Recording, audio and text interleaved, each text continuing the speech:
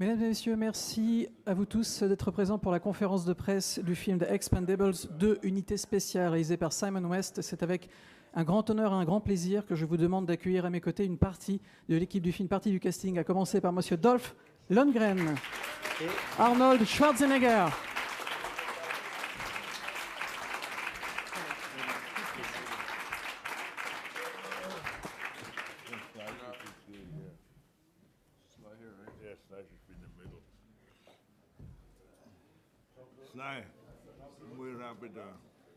Ainsi que le comédien Jean-Claude Van Damme et monsieur Sylvester Stallone.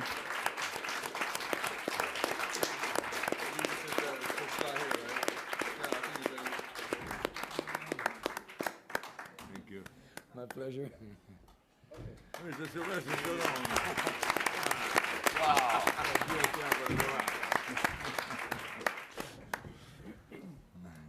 Voilà, je vous propose de débuter dès maintenant avec une première question dans la salle. Madame. Bonjour. Vu le casting impressionnant du film qui réunit les meilleurs du genre, ce film, c'est un petit peu pour vous comme une finale des Jeux Olympiques. Je voulais savoir si justement sur le plateau, vous avez ressenti une sorte de compétition entre vous, une volonté particulière d'épater les autres. The casting of the movie is quite impressive, and it almost looks like the final of some kind of Olympic Games, in sort of. Actually, when you were on the set of the movie, did you feel sometimes like competing, trying to show off in front of some other people? How did it go during the shooting? I would encourage them to be competitive against one another. I wanted everyone to push as hard as they could because that's exactly what these men respond to. They're natural athletes and they're very competitive in their own private life. So this is their natural condition. And everyone there knows that we're lucky to be doing this kind of film. It's very unusual. So they're going to put their best foot forward. Sylvester Stallone nous dit que, à vrai dire, pendant le tournage, moi-même, je les encourageais à s'épater un peu les uns les autres.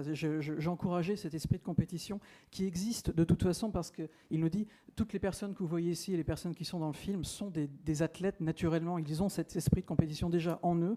Et donc, quelque part, dans leur vie privée également, c'est quelque chose qui est très présent dans leur comportement et dans leurs habitudes. Donc, et puis, c'est vrai, nous dit-il, qu'on sait tous qu'on a beaucoup de chance d'être des acteurs de ce genre de film, de faire ce genre de film. C'est une vraie chance. Donc, moi-même, encore une fois, pendant le tournage, je les encourageais à aller dans ce sens-là et à se monter un peu les uns les autres pour pouvoir donner le meilleur d'eux-mêmes sur l'écran. Thank you. Une autre question? Mr. Stallone, I really enjoyed the movie, thank you. But I was surprised to see that the guys, those characters, could fight against nuclear weapons very easily, but they couldn't talk to girls. No. Why was it so important to show that kind of weakness? Well, women are much more complicated than nuclear energy, that's for sure. Much more complicated. And it shows that they're very awkward away from themselves, that they're a very cohesive group, and the reason they are a group is because they're sort of losers in life. Their families have fallen apart, their marriages have fallen apart, they weren't successful in any other businesses, but as a team, they work together. Separately, they're a disaster. That's why they know they're expendable. If they get killed, life goes on, no big deal. Nobody's going to miss them. So they have this fatalistic outlook that I think makes them charge into battle and not really caring how it turns out. Oui, la question était pour M. Stallone. Cette dame nous dit qu'elle a beaucoup aimé le film, mais la question c'était, mais en même temps dans le film, tous les personnages que vous jouez, que vous interprétez à l'écran, eh bien, ils peuvent démonter une bombe nucléaire très facilement. Par contre, parler avec une femme, c'est déjà beaucoup plus difficile. Et pourquoi c'était important de montrer cette espèce de faiblesse qu'ils ont par rapport aux femmes dans le film. Et Sylvester Stallone nous dit qu'une femme, de toute façon, c'est quelque chose de beaucoup plus compliqué qu'une arme nucléaire. Et quelque part, ça montre ce petit côté pas sûr pas forcément à l'aise dans ce genre de situation. Et lorsqu'ils sont en groupe, lorsque tous ces personnages que l'on voit dans le film font partie d'un groupe, ça marche, ça fonctionne. Mais en même temps, lorsqu'on regarde leur vie privée, leur vie familiale, leur mariage, eh bien, c'est un désastre absolu. Il y a absolument tout va mal, tout est assez désastreux. Et vraiment, tout ne fonctionne que lorsqu'ils sont, encore une fois, dans cet esprit d'équipe. Et quelque part, cela renforce aussi ce côté expandable, c'est-à-dire le fait qu'on puisse, entre guillemets, se débarrasser d'eux facilement. Eh bien, ça renforce ce côté esprit d'équipe et ça explique en quelque sorte aussi toutes ces difficultés qu'ils ont dans leur vie quotidienne et leur vie intime. Une autre question dans la salle? Monsieur, ici, le premier rang. Ici, pardon. Après, monsieur. J'ai une question générale pour les quatre. Quelle est leur définition du héros et du guerrier, qui est peut-être la même ou pas? Actually, this question goes for the four of you. What is your own definition of the hero, of the warrior? Maybe actually it's the same for you in your eyes, in your point of view. Can you talk to us a little bit about how you approach this theme of the hero, or the warrior, the fighter? Mine, very simply, is a man who is compelled to compete against this sense of worthlessness by doing something heroic, that he wants to be remembered as something more than just a regular man. And I think it's something that is so powerful that some people even join the military because of grandeur, the idea of becoming something more than life is going to give them to push the fates. You want to answer the question? Some of you? To me, I think anytime someone makes the impossible possible, I think it's heroic. I think that we hear it all the time, that things are impossible. And as Nelson Mandela said, that things are only impossible until someone does it.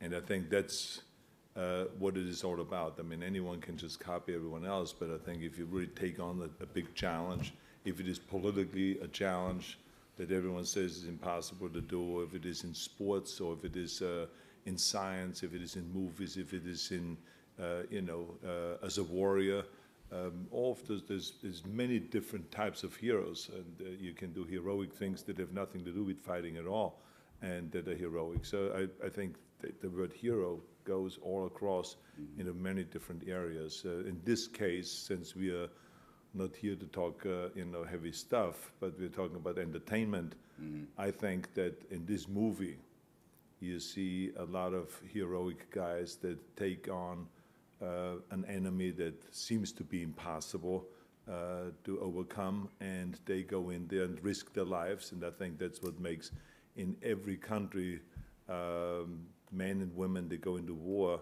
and risk their lives to protect their country heroic.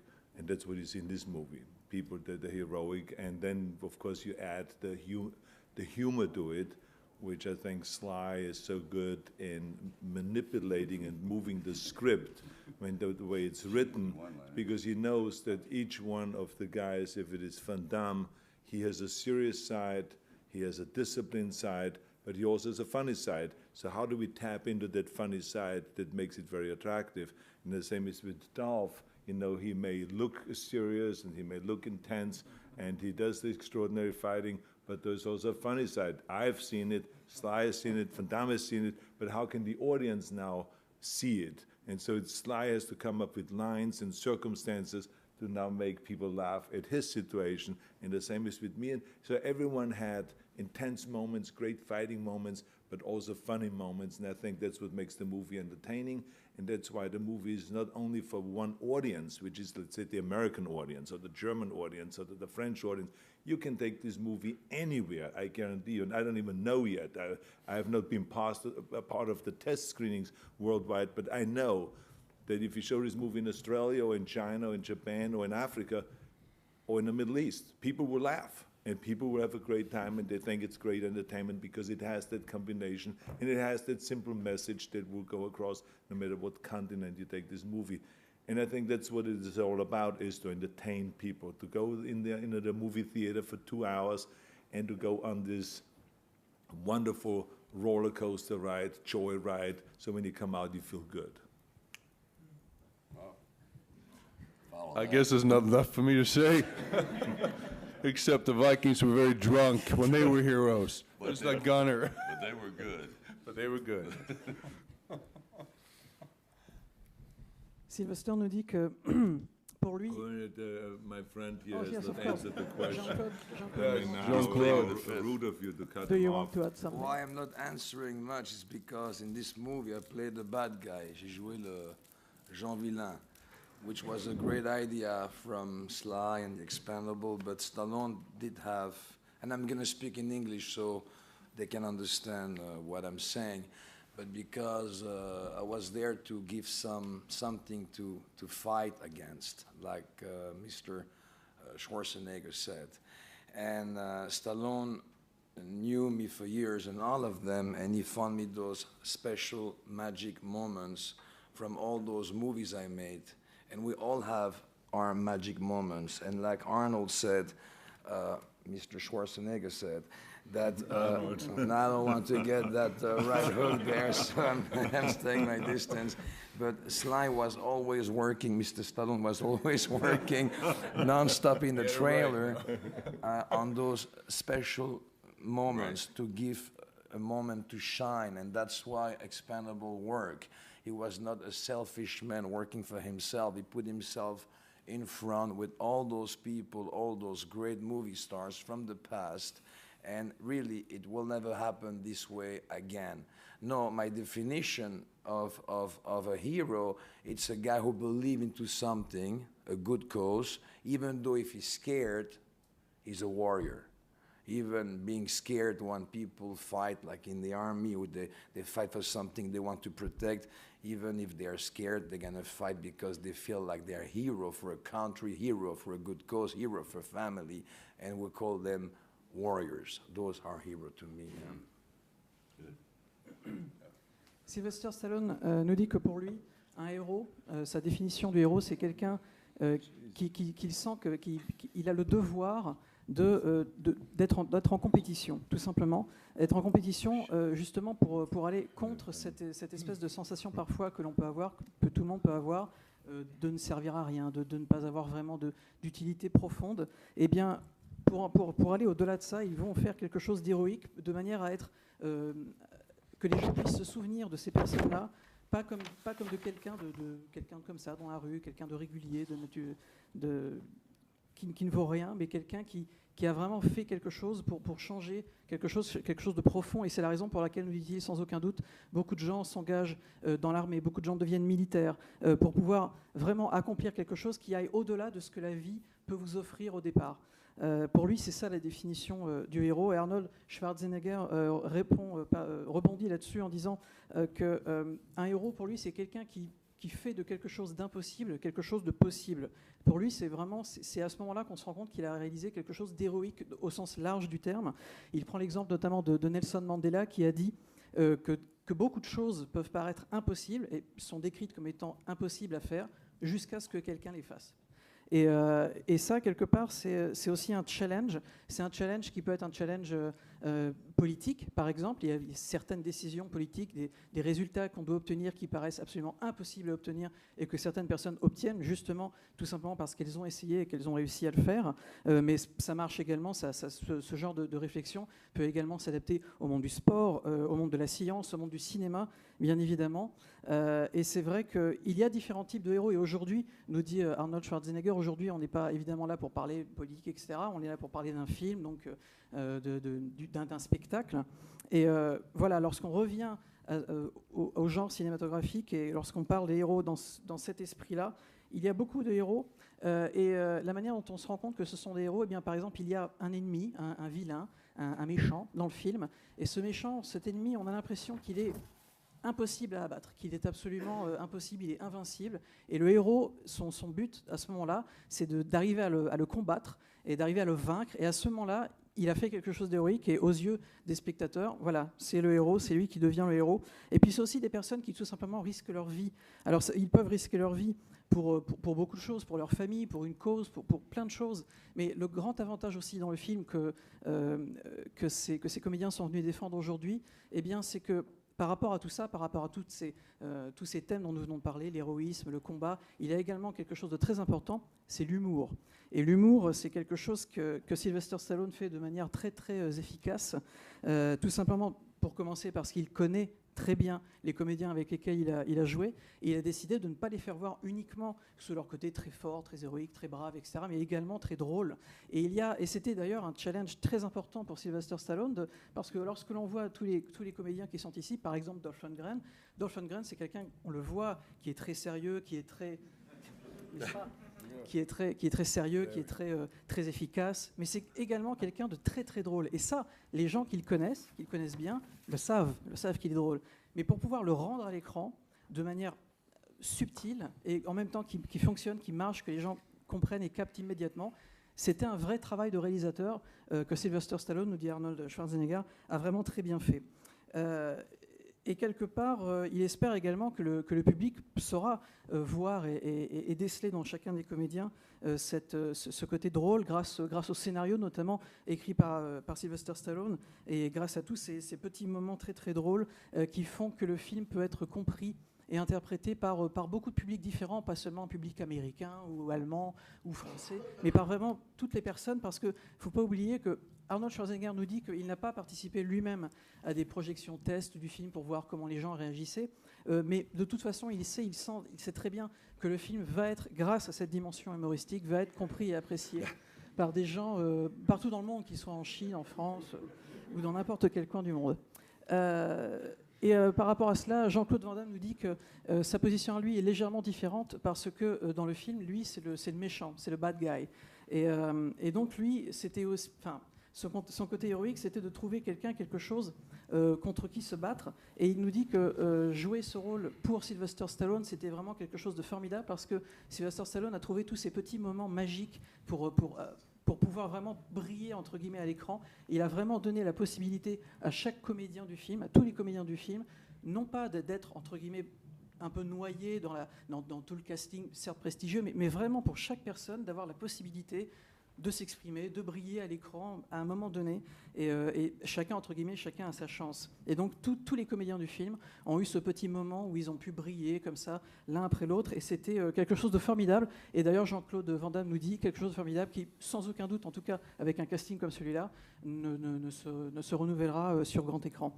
Et enfin, nous dit-il, par rapport à la définition du héros pour lui, eh bien, c'est quelqu'un qui certes fait des choses héroïques, qui dans ce cas précis par exemple doit se battre, mais c'est aussi quelqu'un qui a peur de se battre et qui n'a pas peur de montrer qu'il a peur de se battre. Il a peur, il a une appréhension, mais il va quand même se battre pour pouvoir accomplir ces choses héroïques. Et voilà, c'était un petit peu les différentes définitions du mot héros pour les comédiens ici aujourd'hui. Une autre question au premier rang. Oui, alors je vais la faire courte, parce que vous devez depuis des décennies vous maintenir en forme, vous ne pouvez pas vraiment vous laisser aller. Est-ce qu'il n'y a pas des moments où c'est particulièrement épuisant et contraignant? Well, again, a question for all of you guys. It's been like years and years and years. You, of course, obviously have to take very much care of yourself, stay in shape, and so on. And from time to time, isn't it a bit, exhausting? Isn't it a bit hard and tricky to always take on and stay in shape? Can you talk to us about this also important aspect of your job? Well, since you've offered nothing so far, it's your turn.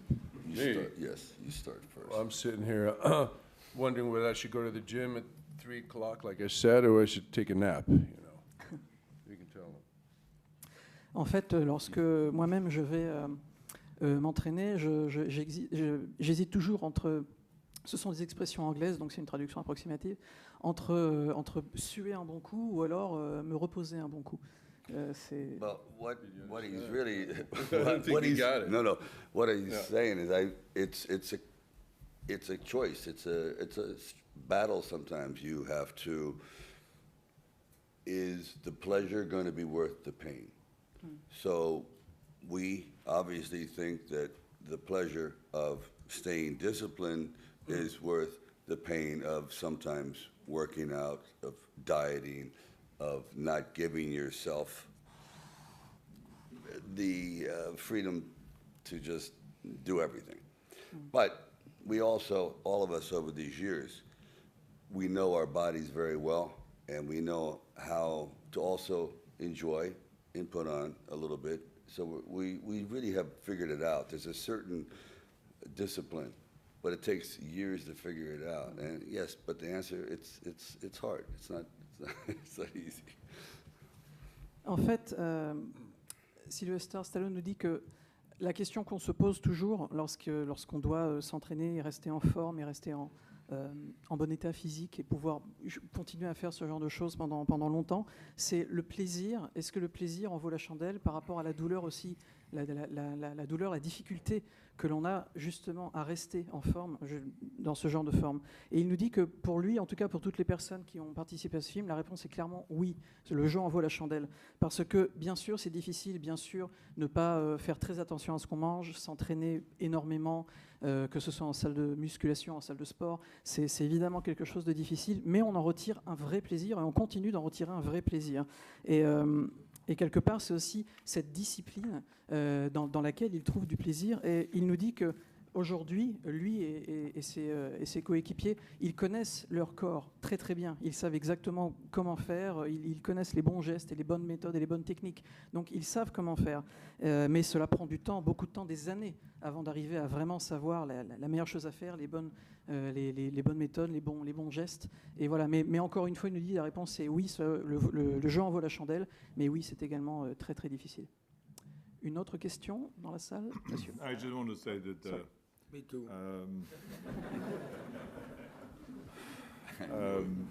I think that when you've been involved in exercising and in daily training, and you have experienced the pleasures of being in shape and being strong, being energetic and all that, I think it becomes addictive. So today I cannot even imagine anymore a week without exercise. So no matter where I go in the world, and luckily we have promoted fitness enough over the last few decades. 40 years ago, it was impossible to find a gym when you go to a hotel.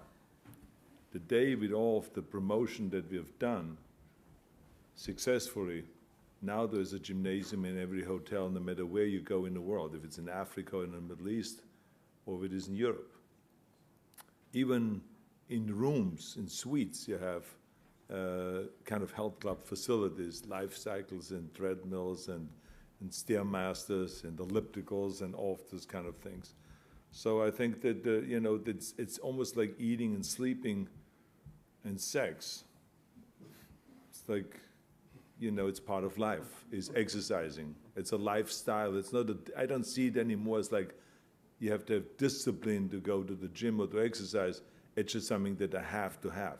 This morning when I woke up, we had someone come here and bring 6 bicycles, and we went on a bicycle ride through Paris, and we had a tour guide, just to get the morning going and to get some exercise for an hour, and at the same time see this beautiful, gorgeous city with all its historic buildings and sites and all that. So it was wonderful, but it becomes part of it. I don't feel like I really got to be disciplined in order to have lunch. I look forward to having lunch. Today we have lunch in the Eiffel Tower, but or to go to sleep at night, or to wake up in the morning and have breakfast. So it doesn't take discipline for me to do that. And the same is with exercising. It's just something that I have to have. I'm addicted to it. I love it. It feels great. And luckily, it is also very beneficial that when you do a movie like that you can go and when all of a sudden you have to run around and have big fight scenes and stuff, so you can still do it with the age of 65.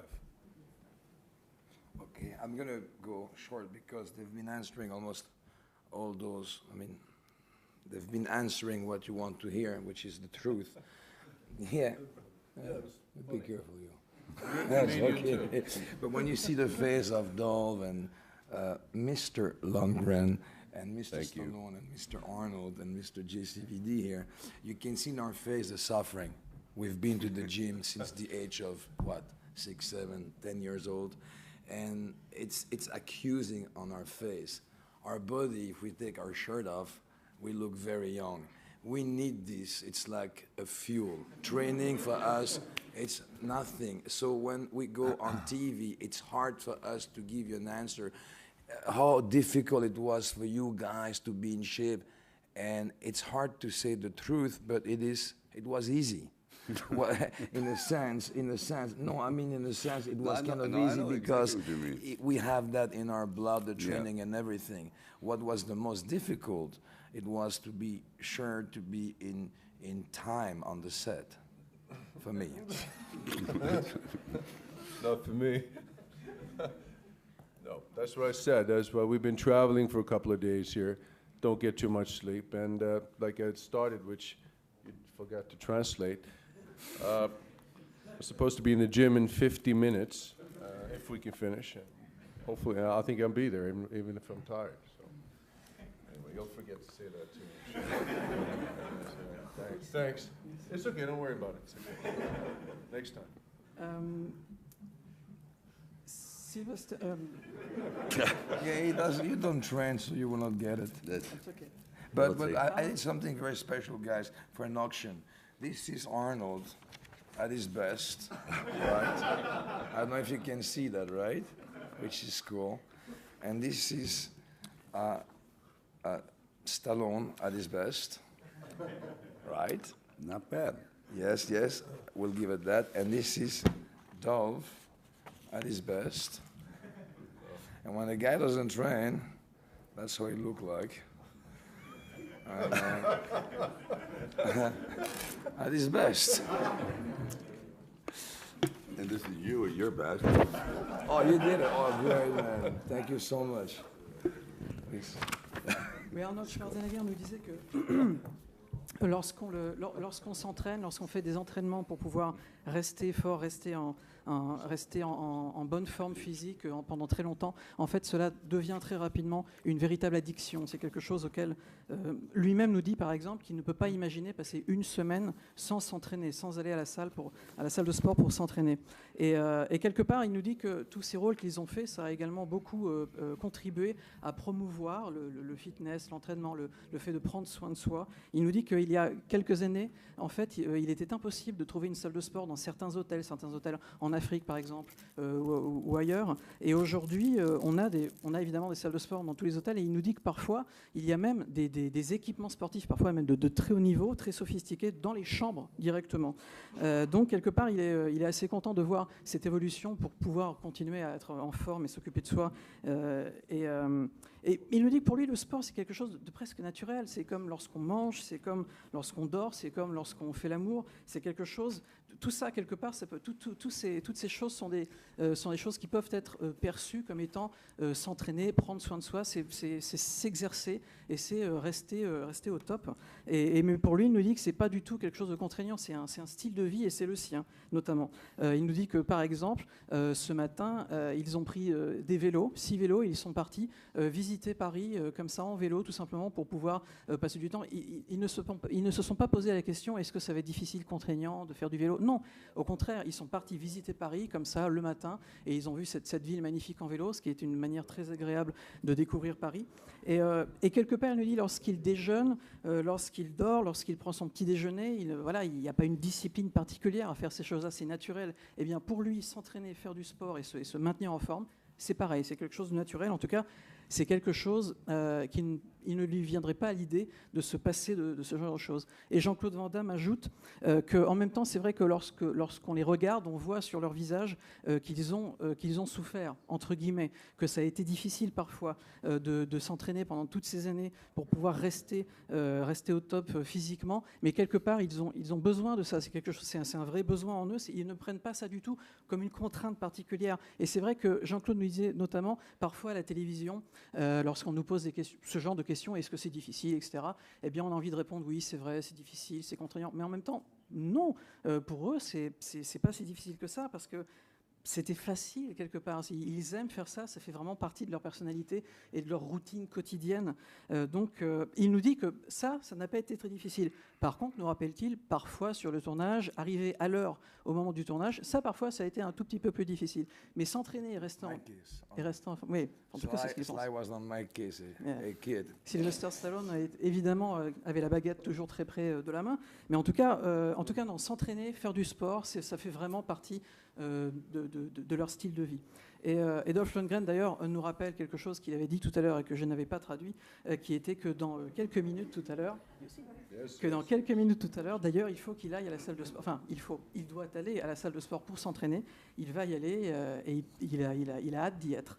Et Jean-Claude a terminé en présentant quelques dessins réalisés par les comédiens ici présents, qui sont d'ailleurs vendus aux enchères dans quelques temps, des dessins merveilleux que vous pourrez découvrir dans la galerie du Georges V, à n'en pas douter, dans quelques jours. Voilà, et c'est terminé. Cette conférence de presse est finie. Merci beaucoup. Thank you very much to all of you guys. Thank you.